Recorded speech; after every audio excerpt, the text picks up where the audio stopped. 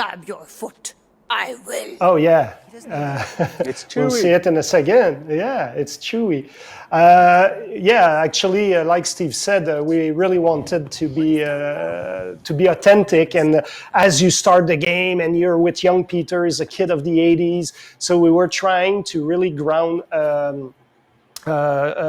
the players in that era and everything. And the Chewbacca figurine was something that actually it's something in my own life. When I was 5 years old, it's the first figurine I ever discovered walking outside of the house. And I didn't see Star Wars back then. And when I saw this, it was the most beautiful thing I ever saw as a toy, and I was so blown away.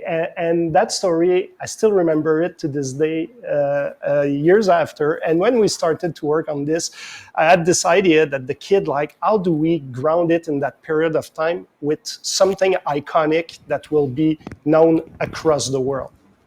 And Chewbacca for me was representative of that, and but it was not an easy road. Like at first, like it was no, we cannot do that and everything. And actually, I worked with people at Marvel for over a year to to try to have that happen, and it finally happened. Like everybody eventually got on board, and it was super exciting. So the day that I received the confirmation we could use it, I was in the studio and I went, "Yeah, we got it!" And people like, "Well." Oh, he's talking about the Chewbacca figurine. It's so cool. I love it. Like, I mean, it's weird because you have the the Eidos-Montréal. Here's the hit '80s film Fur Things.